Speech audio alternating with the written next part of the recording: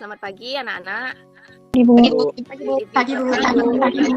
Bagaimana kabarnya hari ini? Baik, Bu. Semoga kalian sehat selalu ya. Mari kita berdoa. Teman-teman, mari kita berdoa menurut agama dan kepercayaan masing-masing. Berdoa dimulai. Berdoa selesai. Ya, terima kasih ya. Topik kita kali ini adalah bijak menggunakan media sosial. Di layar nampak beberapa icon, bukan itu yang sering kalian gunakan. WhatsApp dan Facebook, SoundCloud, Line. WhatsApp sama Instagram. WhatsApp. Baik, bagus. Oke. Banyak ya, kalian sudah terbiasa menggunakan media-media sosial tersebut. Nah, ini Ibu akan jelaskan mengapa layanan ini kita lakukan. Tujuannya itu adalah setelah mengikuti layanan klasikal ini, kalian mampu untuk menggunakan sosial media secara bijak dan tidak menjadi kecanduan dalam menggunakan sosial media. Kemudian ada beberapa tujuan khusus yang akan kita capai, yaitu pertama, kalian mampu mengidentifikasi manfaat media sosial yang dirasakan oleh diri kalian sendiri. Kemudian mampu menyimpulkan dampak positif dan negatif penggunaan media sosial. Lalu mampu merancang tindakan yang bijak dalam penggunaan media sosial. Lalu ada lagi tujuannya, yaitu mampu mengelola tindakan yang bijak dalam penggunaan media sosial. Dan yang terakhir adalah mampu mendemonstrasikan bentuk tindakan yang bijak dalam penggunaan media sosial.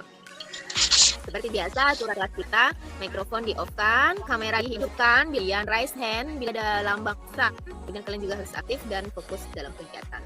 Selanjutnya, kesepakatan kelas kita, ini yang kita gunakan pada kelas daring. Sepakat ya? Iya, Bu. Sudah siap kita menuju ke inti kegiatan ya? Coba tuh semua tunjukkan ekspresi paling bahagia. Ini Indah sangat bahagia kayaknya ini. Mari kita nonton dulu ya.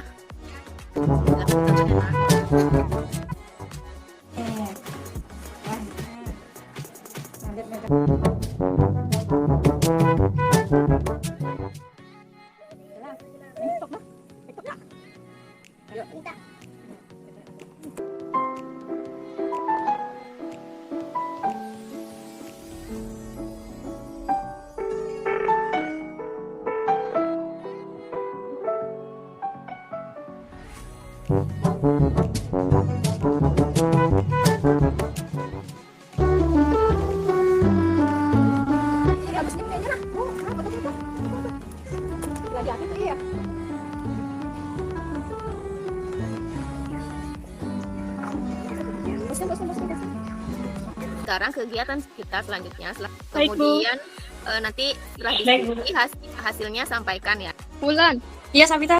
isi dari video yang kamu tonton tuh apa? Kalau menurut saya, yang dapat saya pelajari dari video tersebut, jangan terlalu fokus terhadap medsos karena dapat membuat orang di sekitar kita menjadi jealous atau jengkel, dan jangan memposting segala sesuatu yang kita lakukan. Iya, karena kalau kita misal memposting sesuatu, contohnya kita memvideokan orang misalnya, terus kalau kita upload itu misalnya ke TikTok, itu bisa menjadi masalah karena itu kan merupakan ini privasi orang gitu kan. Ya, kalau memakai medsos, jangan memvideokan orang sembarangan atau pakailah medsos sebaik-baiknya.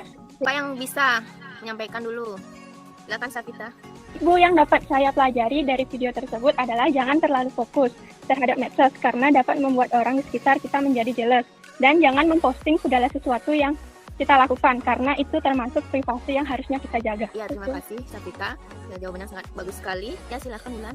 Menurut saya, misalnya kita menggunakan medsos TikTok. Kalau joget-joget TikTok yang wajar-wajar saja, misalnya jangan membuat konten ke hal-hal yang negatif. Misal membuang sampah sembarangan itu dibuat konten, padahal itu kan perbuatan yang buruk. Terima kasih. Chat ada Sasta berkomentar bahwa menurutku kalau menggunakan medsos jangan berlebihan, apalagi memposting sesuatu yang tidak seharusnya atau tidak perlu diposting, dan juga belum tentu semua orang itu bisa suka dengan postingan kita. Terima kasih Sasta. Kemudian dampaknya? Kalau dampak positifnya, kita bisa men-share kegiatan yang kita lakukan. Kalau dampak negatif, menurut saya, waktu yang dapat kita gunakan bersama orang itu menjadi terbatas. Terima kasih Savita. Di sini ada 2 gambar. Adakah yang bisa memberikan atau menjelaskan makna dari gambar tersebut? Ya, silahkan Bintang. Yang gambar pertama itu kita tidak bisa lepas dari handphone. Dan gambar yang kedua itu kita jadi acuh terhadap pasangan. Terima kasih Bintang, bagus sekali. Menurut saya gambar yang nomor 2, ketika kita kumpul sama teman kan semuanya bawa HP, terus kita nggak bisa ngobrol gitu, semuanya main HP gitu. Terima kasih Rika, betul sekali. Kita dulu ada pesan. Untuk gambar yang kedua, bila kita berkumpul bersama keluarga atau teman-teman, kita saling acuh dan tidak berinteraksi secara langsung. Iya, betul sekali. Gambar 1, tidak bisa lepas dari HP maupun medsos dan selalu ketergantungan pada HP.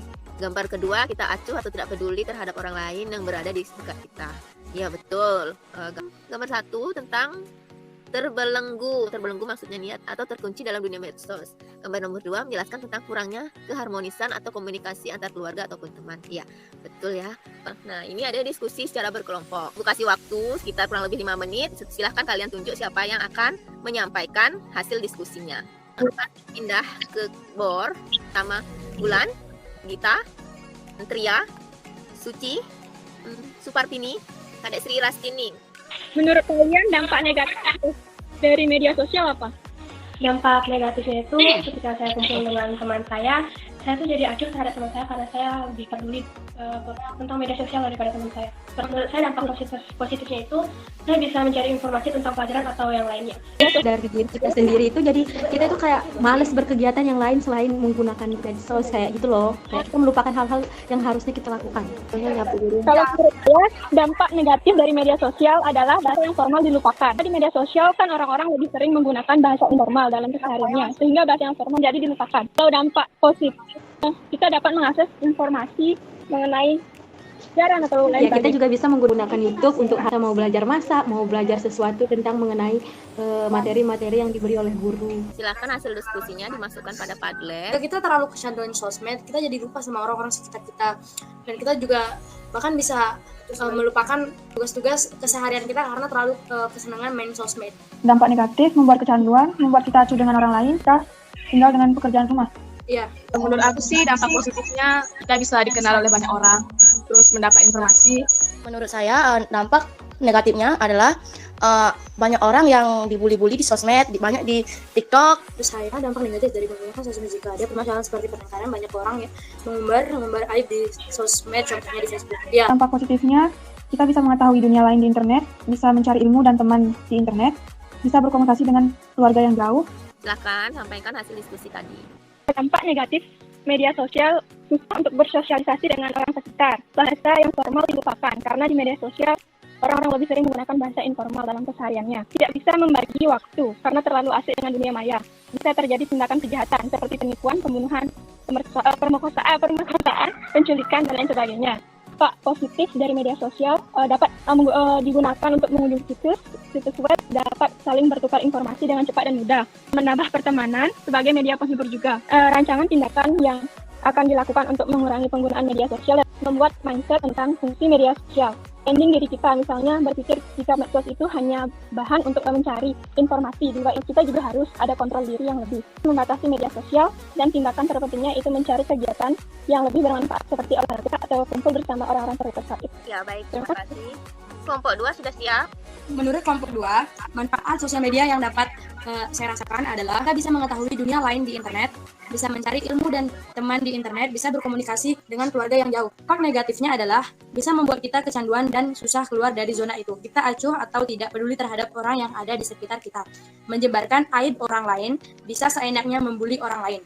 Rencana kegiatan yang akan saya lakukan, memperbanyak melakukan kegiatan positif atau kegiatan yang bermanfaat bagi kita.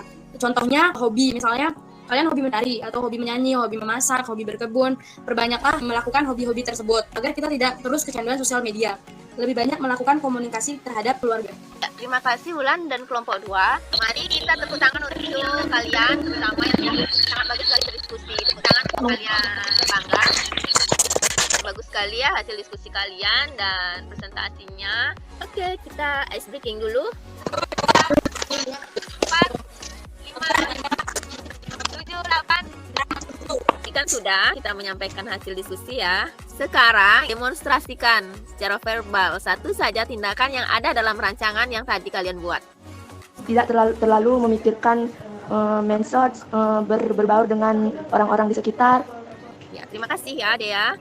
Nah, Ibu akan menjelaskan sedikit. Media sosial itu adalah media online yang mendukung interaksi sosial dengan menggunakan teknologi berbasis web yang mengubah komunikasi menjadi dialog interaktif. Kemudian dampak negatifnya tadi sudah banyak sekali kalian sampaikan. Pornografi misalnya banyak sekali kan kita tahu itu ada orang-orang yang menyebar video-video yang tidak bagus, kemudian gambar-gambar yang tidak baik juga kan.